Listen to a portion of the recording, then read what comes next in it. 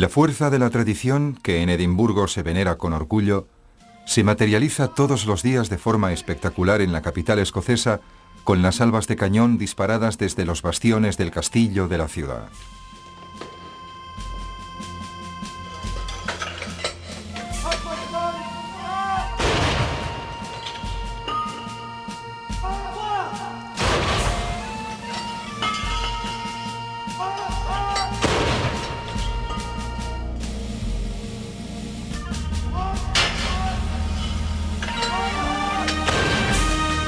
El respeto escrupuloso a la tradición es expresión de los lazos que unen a los escoceses con su tierra, amada y defendida a ultranza, incluso a costa de grandes sacrificios, como en el curso de las guerras seculares contra los ingleses.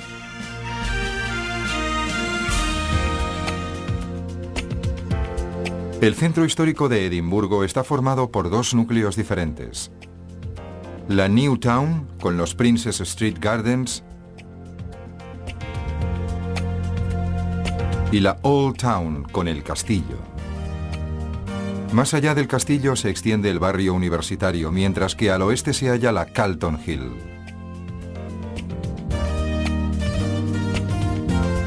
En el centro de los fabulosos jardines de Princes Street se encuentra el edificio neoclásico que alberga la National Gallery.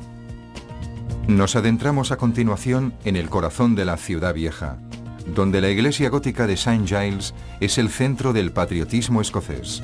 En el lado opuesto de la colina despuntan las elegantes formas modernas del nuevo Museo de Escocia.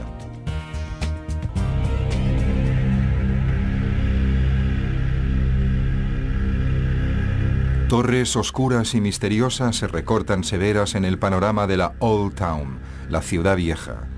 Abajo, en el valle, se halla la ciudad moderna, con el tráfico ordenado de Princes Street.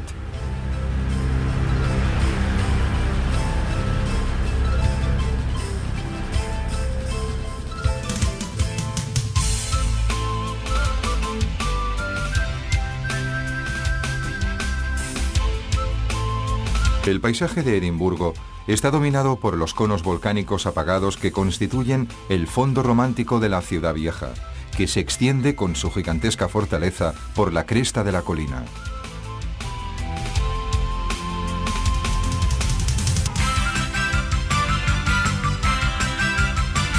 Destacan en contraste las ordenadas formas de St. Andrew Square, típica plaza de la New Town. Desde St. Andrew Square nos dirigimos hacia Queen Street, a lo largo de la cual se alinean magníficos jardines. Al final de la calle giramos en dirección a Charlotte Square.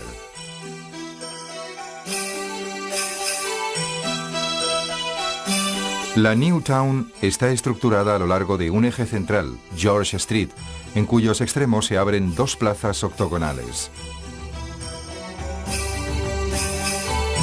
St. Andrew Square domina con sus verdes agujas geométricas la rigurosa retícula de amplias calles regulares. La rodean las sedes de las mayores instituciones financieras de Escocia, como el Royal Bank of Scotland.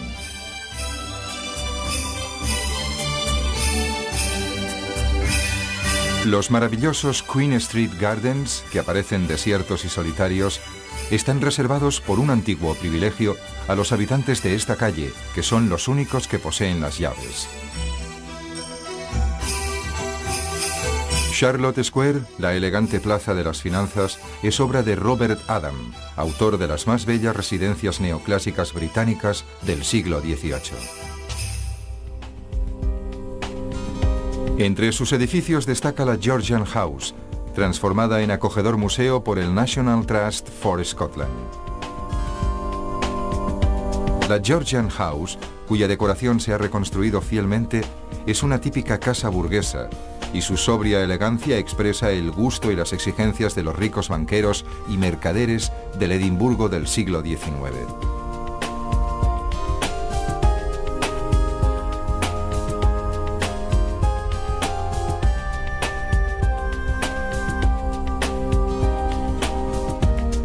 La cocina, dotada de los utensilios de la época, permite apreciar la importancia de la chimenea y del complejo sistema para conservar y cocer la comida.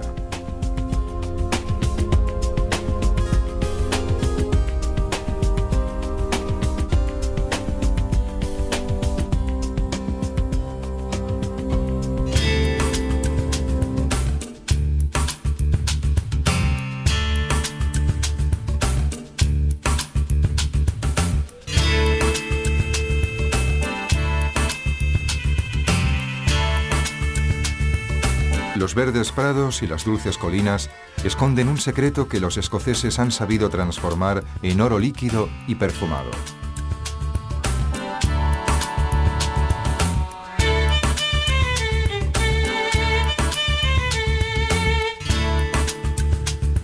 El secreto es el agua purísima, casi sin cal, que discurre por los terrenos ricos en turba de la Escocia central y septentrional. Con esa agua se produce el famoso whisky escocés.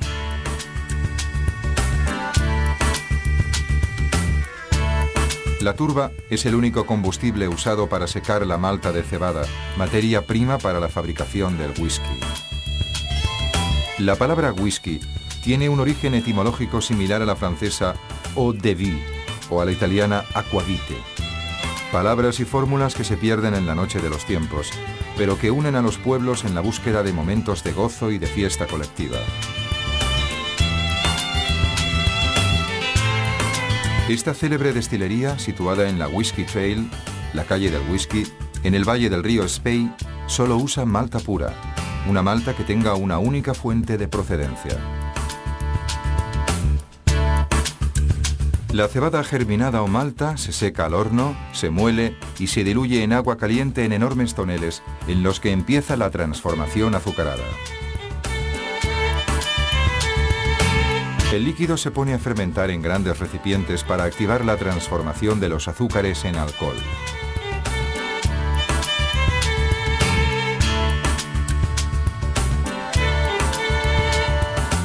El líquido obtenido, todavía con baja graduación alcohólica, se somete a una doble destilación en los alambiques.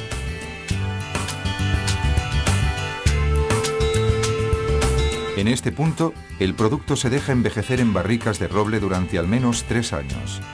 Sin embargo, un buen whisky ha de tener un envejecimiento mínimo de 8 años.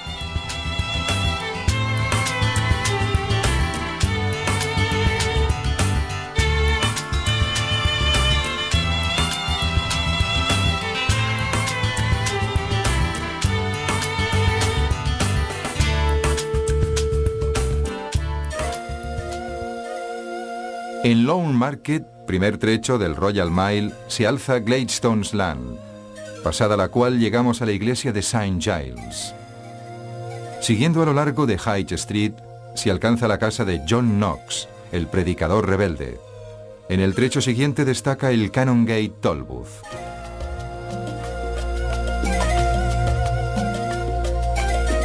En el siglo XVII, cuando el centro de la ciudad todavía estaba recogido a los pies del castillo, los ricos mercaderes vivían en edificios altos y estrechos de 5 o 6 plantas, como Gladstone's Land, situada detrás de la catedral.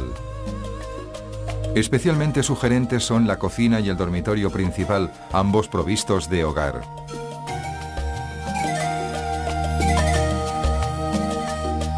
La calle principal de la Old Town, llamada Royal Mile, cruza con distintos nombres los antiguos barrios medievales de Edimburgo. En el trecho llamado High Street se encuentra el antiguo Parlamento. En el interior, en el espléndido salón gótico con el techo de armazón, se reunía en el siglo XVII el Parlamento escocés.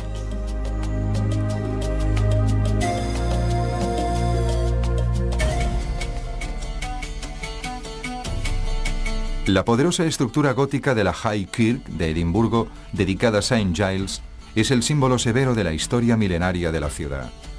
En la fachada se abren altas hornacinas cerradas por cristaleras. La torre central cuadrangular que domina la plaza está coronada por una elegante cúspide en forma de corona que se apoya sobre 8 arcos. St. Giles, construida entre los siglos XIV y XV, fue testigo de la revuelta de John Knox, que desencadenó la ruptura de Escocia con la Iglesia de Roma. Hoy en día la Iglesia de Escocia utiliza St. Giles para el culto presbiteriano.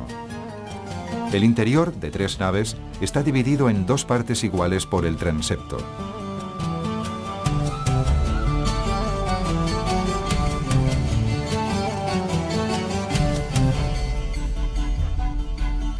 La parte más espectacular es la capilla de la Orden del Cardo, con un fascinante techo abovedado.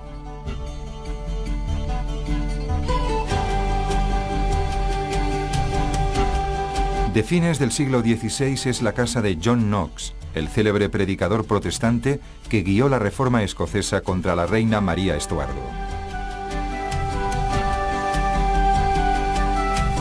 Bajando Canongate encontramos el Canongate Toll Booth, caracterizado por un reloj que sobresale en la fachada. Al lado se halla la iglesia de Canongate, con su pequeño cementerio.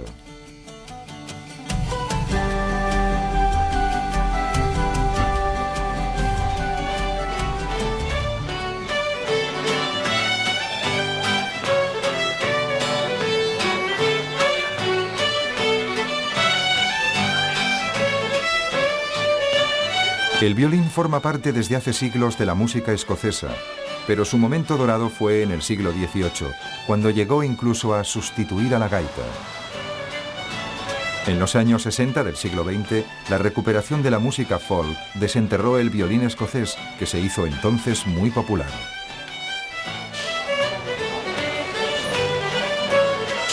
Para conocer a los escoceses es indispensable frecuentar los pubs. Como en los bistrot en Francia o los bares en España, en los pubs encontramos un ambiente de relajada cordialidad.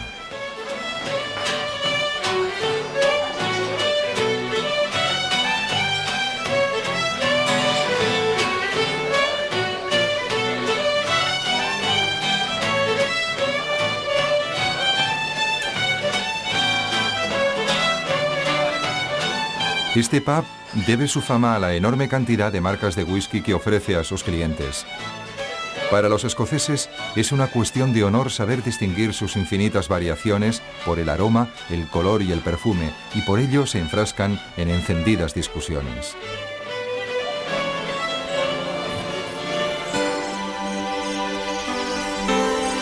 La pasión por la Edad Media y sus leyendas llenó Edimburgo en el siglo XIX de grandes iglesias neogóticas, a las que el tiempo ha añadido una pátina romántica.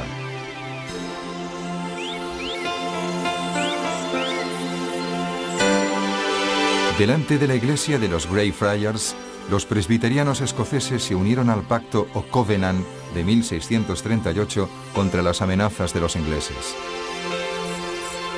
Un pequeño monumento al lado de la iglesia recuerda a Greyfriars Bobby, el inconsolable perrito que permaneció junto a la tumba de su amo durante 14 años, hasta el día en que murió.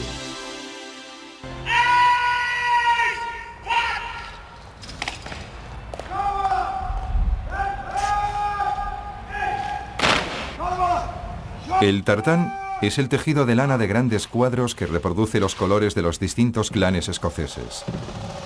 Junto al kilt y las gaitas, representa un rasgo histórico y de folclore irrenunciable.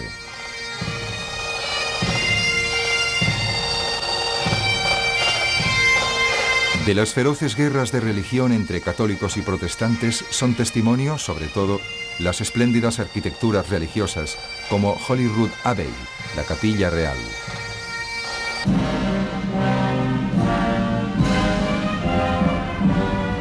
En el palacio de Holyrood House, que se halla al lado de la vieja capilla destruida, una ceremonia celebra una visita real.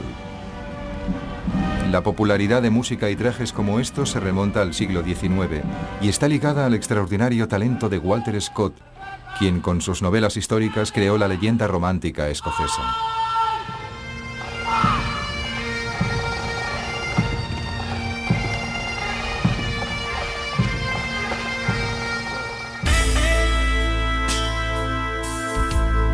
Sobre el palacio aletea el recuerdo de la más infeliz de las reinas, María Estuardo. Hija del rey de Escocia y prima de Isabel de Inglaterra, María se casó con el delfín de Francia y se convirtió luego en reina de ese país.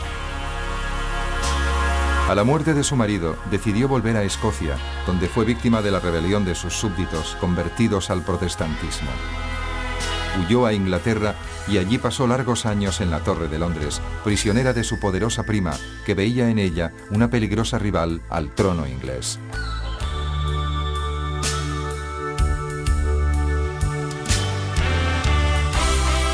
María Estuardo fue finalmente ajusticiada por orden de Isabel de Inglaterra y desde entonces su sombra cubre de melancolía la atmósfera histórica de Edimburgo.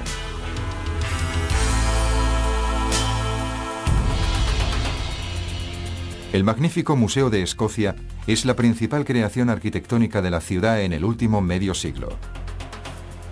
Construido en cemento armado y cristal, posee un elegante recubrimiento de arcilla roja que aligera la construcción, caracterizada también por la torre cilíndrica y las numerosas aperturas y entradas que dan movimiento a su estructura. Desde la gran terraza superior se goza de una vista inmejorable de la ciudad.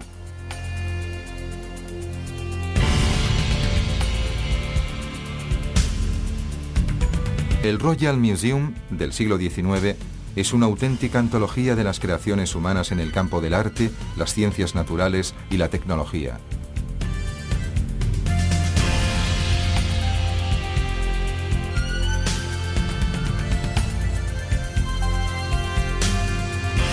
En las magníficas galerías del salón central, con revestimiento de hierro y cristal, se conservan riquísimas colecciones de artes decorativas, plata, orfebrería, cerámicas, vidrio, tejidos y monedas.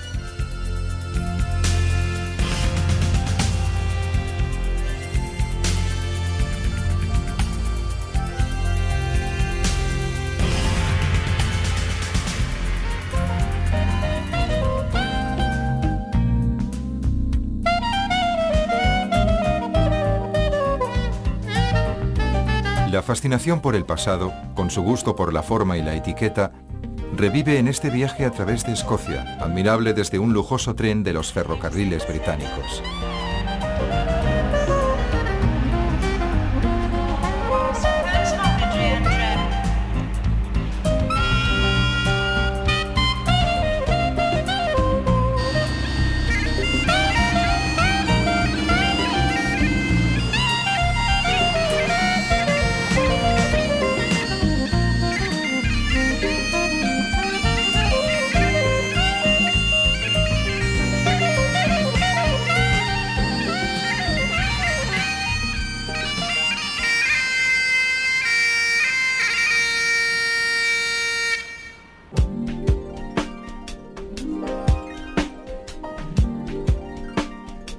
Con 1 millón de visitantes al año, el Jardín Botánico es la segunda atracción turística de Edimburgo después del castillo.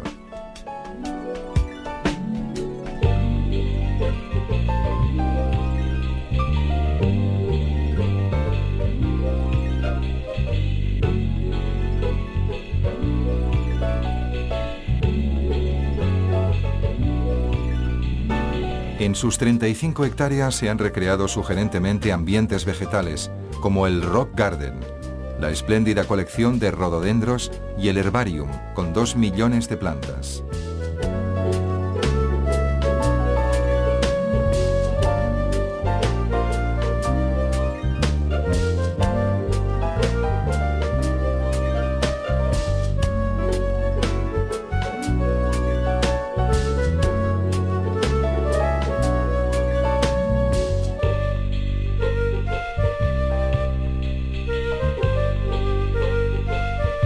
En los 11 grandes invernaderos se han recreado condiciones climáticas óptimas para las plantas exóticas.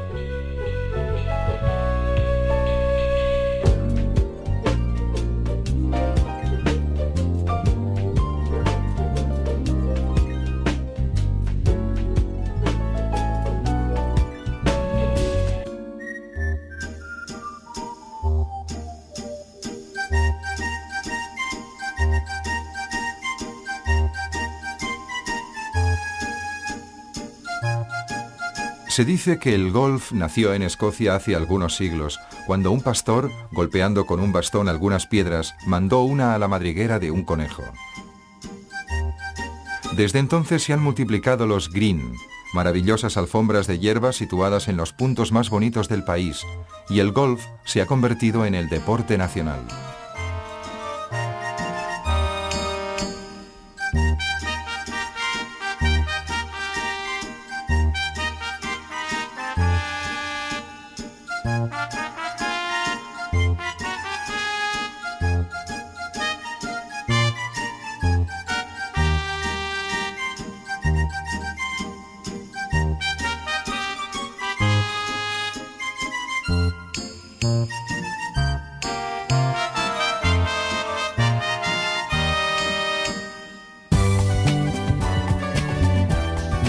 El campo de golf más famoso del mundo es el St. Andrews Old Course, situado en una península al norte del gran fiordo de Edimburgo, llamado Firth of Forth.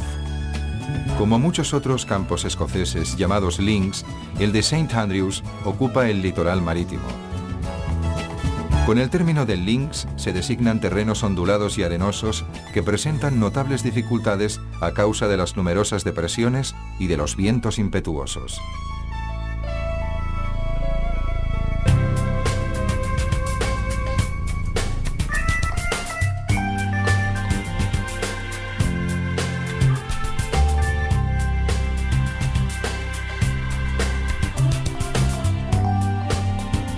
Otra especialidad deportiva, no solo de Escocia, sino también de Inglaterra y de los países de cultura anglosajona como Australia, la India y Sudáfrica, es el cricket. Este deporte lo juegan 2 equipos de 11 jugadores cada uno, los cuales por turno cambian de rol. Dada la complejidad de las reglas, el juego resulta muy difícil de seguir para quien no ha crecido en esa cultura y ambiente. En las colinas cercanas a Edimburgo se han construido pistas de esquí, las más grandes de Europa, donde se puede entrenar incluso fuera de estación.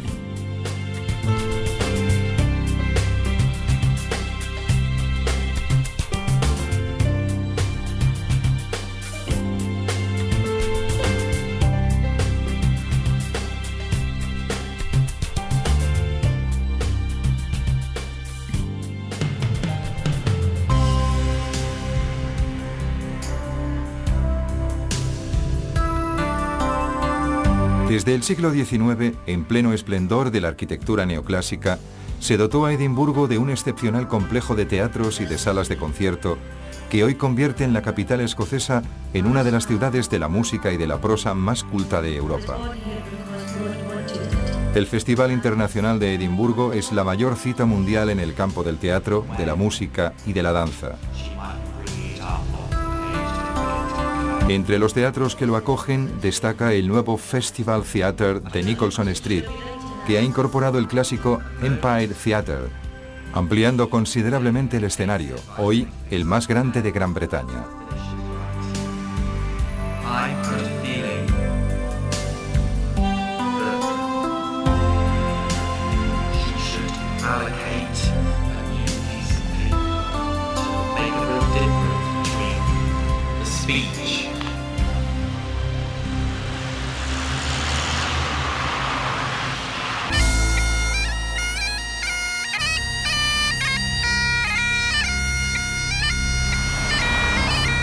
Princess Street, que aquí vemos en la hora punta del tráfico del mediodía, es la calle principal de Edimburgo, a lo largo de la cual se encuentran las mejores tiendas, los grandes hoteles y la estación de tren.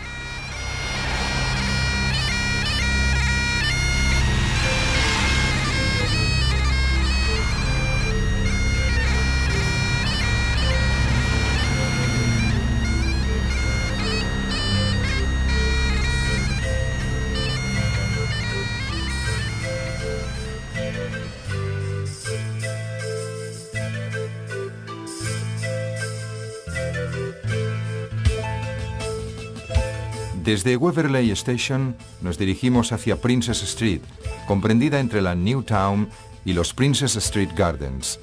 Subiendo a la colina artificial de The Mount en dirección a la Old Town, encontramos la National Gallery.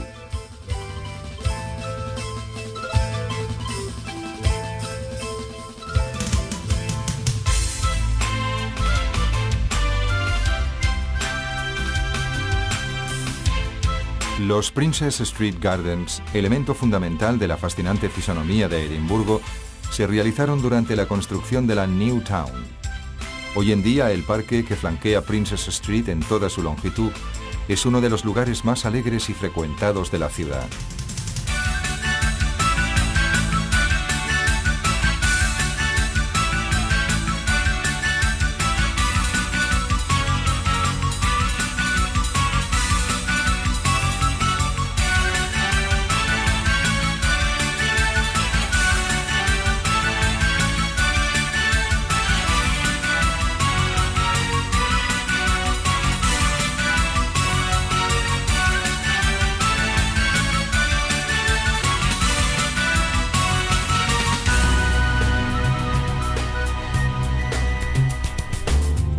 La National Gallery of Scotland, máxima colección escocesa de arte, se alza imponente en el centro de los Princes Street Gardens, a los pies de la Old Town. Su forma recuerda un templo griego, con dos fachadas idénticas abiertas a un pórtico con 6 columnas dóricas. Con su aspecto elegantemente clásico, se impone como el símbolo más significativo del Edimburgo cultural. El interior está formado por 2 galerías paralelas divididas en salas octogonales que se comunican. Destacan por su importancia las telas de los grandes retratistas ingleses Reynolds y Gainsborough, que muestran con agudeza las imágenes del mundo aristocrático británico del siglo XVIII. Entre otras obras célebres sobresalen la familia Lomellini, del flamenco Van Dyck, y uno de los autorretratos de Rembrandt más conocidos. Los impresionistas franceses, en especial Gauguin, Cézanne, Degas y Monet, están presentes en el museo con una serie de espléndidos cuadros. Entre los americanos destaca la sugerente Lady Agnew de Sargent, mientras que la pintura escocesa tiene su símbolo en el patinador de Henry Raeburn.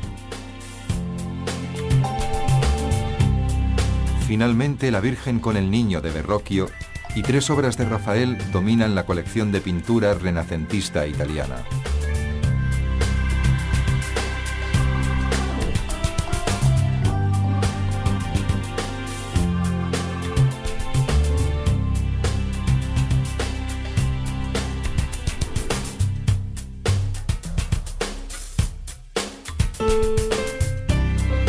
Al sur de la Old Town, entre museos, teatros y residencias del siglo XIX, se extiende el barrio universitario. Destacan aquí los edificios que se alzan frente al espacio verde de George Square. Numerosas construcciones, entre ellas los históricos college y las escuelas especializadas, están diseminadas en una gran área, que figura entre las más frecuentadas y dinámicas de la ciudad.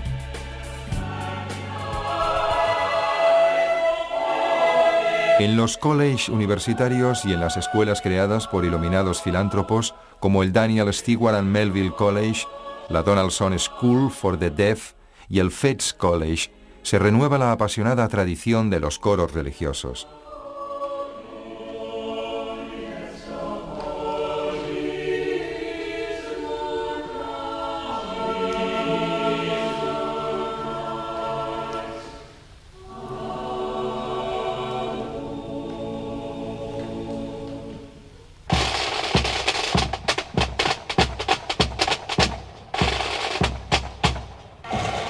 Con la llegada de la primavera, desfiles en traje típico al sonido de las gaitas nutren los lugares clásicos del turismo, contribuyendo a mantener viva la leyenda de los clanes escoceses.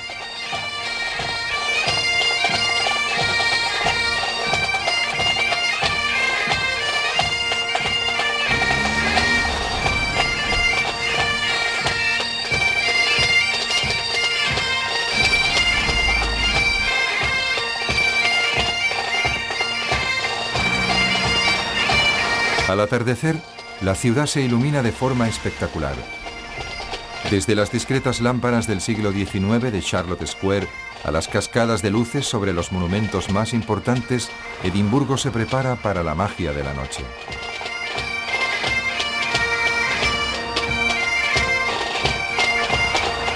Las 2 calles dedicadas al mundo del espectáculo, Nicholson Street y Lothian Road, se encienden con los carteles de neón de cines, teatros, salas de concierto y pubs.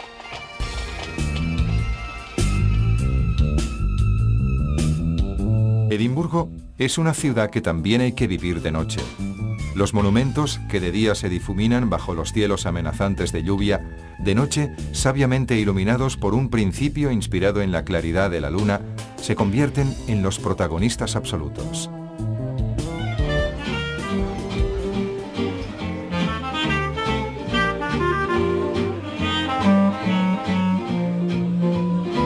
El calor y el ambiente jovial de los pubs exorcizan a los inquietantes fantasmas literarios de una ciudad donde nacieron Sherlock Holmes y el Dr. Jekyll y Mr. Hyde.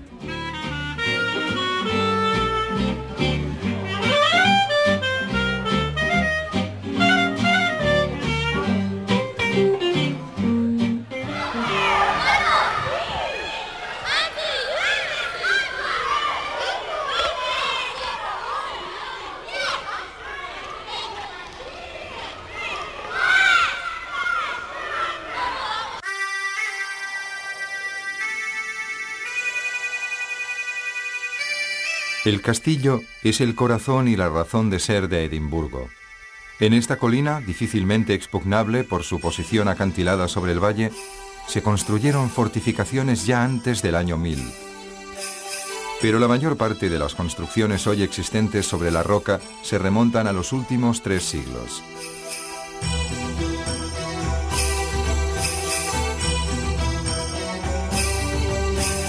En la explanada superior del castillo se abre la Crown Square, dominada por el palacio, al cual está anexo la Great Hall, utilizada para los banquetes oficiales. El palacio conserva las estancias reales y las Queen Mary's Rooms. En una de ellas, María Estuardo dio a luz al futuro rey Jacobo de Escocia, que luego fue rey de Inglaterra.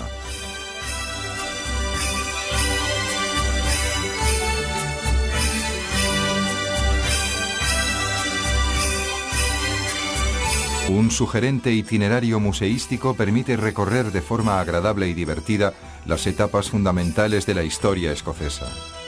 En el palacio se han conservado las insignias reales de Escocia, el cetro, la espada y la corona.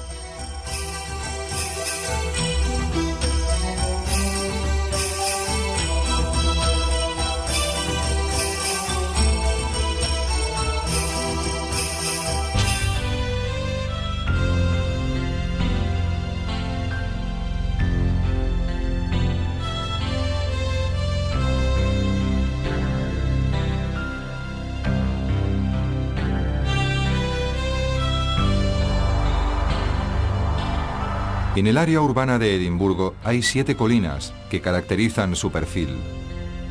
Las más famosas son Calton Hill y Arthur's Seat, cuya forma revela su lejano origen volcánico.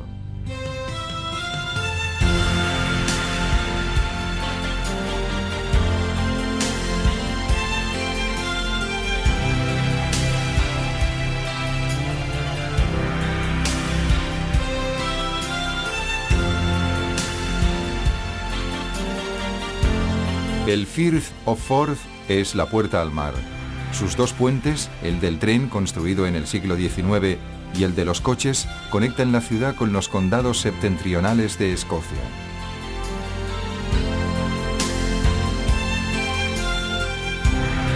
Leith, puerto de Edimburgo, ha sido durante siglos una de las principales escalas comerciales del Mar del Norte y motor del éxito económico de la ciudad. Hoy, Leith cifra su futuro en el desarrollo turístico. El paseo a lo largo del canal de Water of Leith ofrece sugerentes vistas del paisaje que encierra el puerto.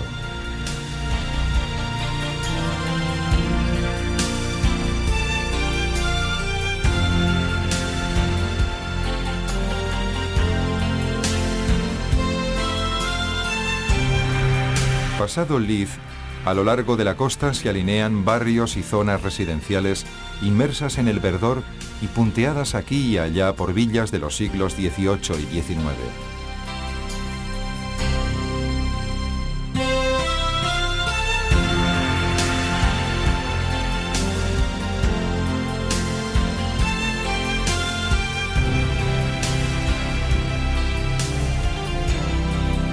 A lo lejos, Edimburgo difumina su perfil de agujas recortadas en el cielo y se une a los verdes prados que rodean la ciudad. La capital ilumina sonriente la imagen ecléctica del pueblo escocés, fiero y acogedor, ligado a la tradición, pero proyectado hacia el futuro.